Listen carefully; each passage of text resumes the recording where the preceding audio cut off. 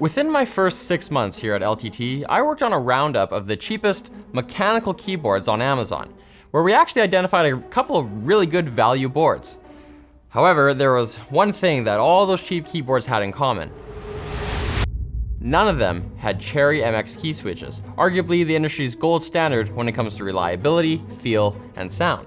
But hold on to your keycaps because G.Skill has announced what they say is the most affordable Cherry MX keyboard on the market at just $49.99.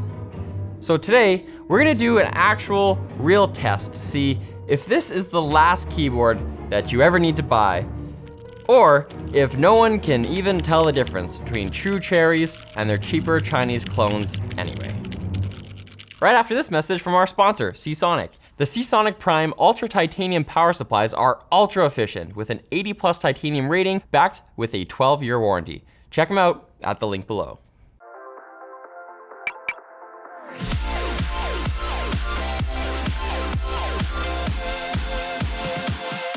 Okay, so here under this cloth, I have 3 different keyboards. We have our new G.Skill KM360 with Cherry MX red switches.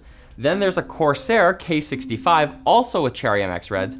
And then there's a Viper 770 with red equivalent Kale switches.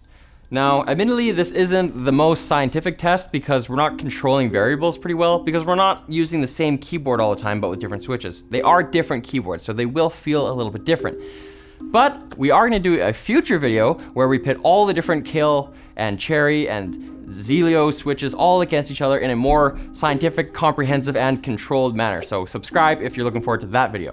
For now, we're just gonna get all the weird tech enthusiasts and gamers we have in the office to come here, try these keyboards, and see if they can spot the knot.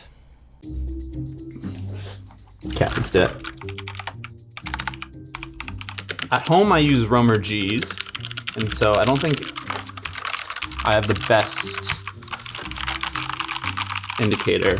I'd say 3 and 1 feel the most similar to me.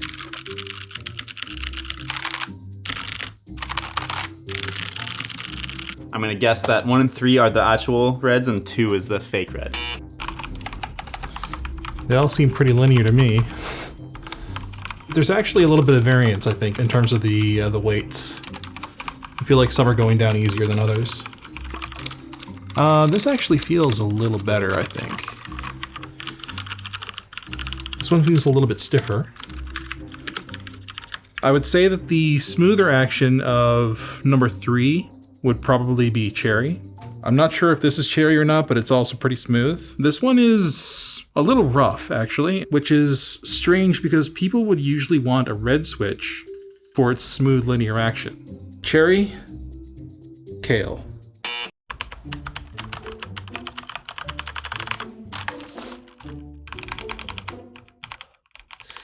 Now, dude, my gut instinct, that's always the worst. Wait, definitely not that one. This one feels the best. These two, I think, are the Cherry switches. I think this one's the Kale switch. I don't know, this feels like Cherry Reds, number 1. Although, these also might be the Kales. I could be totally wrong there. I feel like number 3 feels a bit different.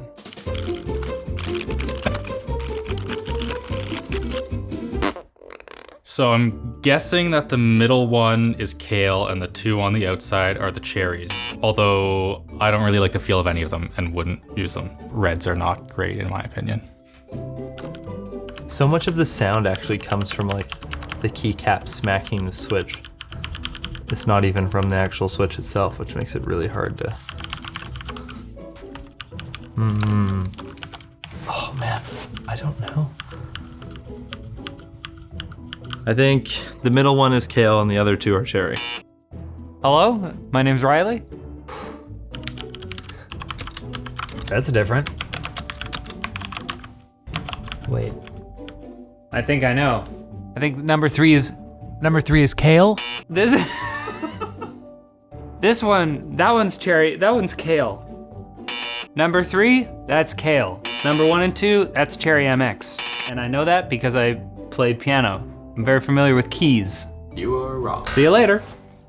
Okay, so literally Zero of our participants were able to correctly identify which were cherries and which one was kale, but I mean, they feel the same. Like, regardless, the KM360 is still a good deal at $50.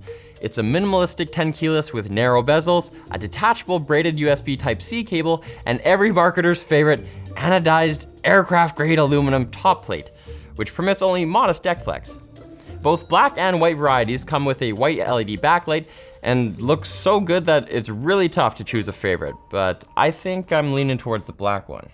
I'm also leaning towards wearing LTT merch the rest of my life. I'm wearing the underwear right now, so head on over to lttstore.com and get these garments on your body. Anyway, the double shot injected ABS plastic keycaps are marked with a very clear and professional legend, and of course underneath, oh god, Cherry MX key switches. Note though that unlike many mechanical keyboards which give you the choice of which switch type you want, the KM360 is only available with Cherry MX Reds. Well, except for under the spacebar, which uses the slightly harder to press Cherry MX Black key switch. So why just Reds? Our guess is that limiting the KM360 to a single SKU helped G.Skill achieve that low $49.99 price point. And they chose Red specifically because they're targeting gamers, many of whom seem to opt for the linear, low activation force switches. So what other corners did they cut in order to sell this thing for just 50 bucks? Well, the easiest way to assess that is to compare the new KM360 to G.Skill's existing Ripjaw's KM560, which they sell for $30 more. The biggest difference, typing-wise, is weight. This thing's just 685 grams, while the KM560 is 960 grams. While it is true that the lower weight makes the board more portable, many typists prefer keyboards with thick metal backplates because they like the solid feel that this gives it. This is actually one of the reasons that people love the original Model M keyboards, which I highly recommend learning more about here. Next, there's the lack of media keys. Now, the Ripjaw's KM560 also lacks dedicated media keys like the kind you'd find on, say, a Corsair K65, but it does have media playback control on a secondary layer. The new KM360 doesn't even give you that. And finally, neither have dedicated macro keys. The KM560 does support on-the-fly macro recording, whereas the new KM360 is not programmable in any way. Sorry, Taryn.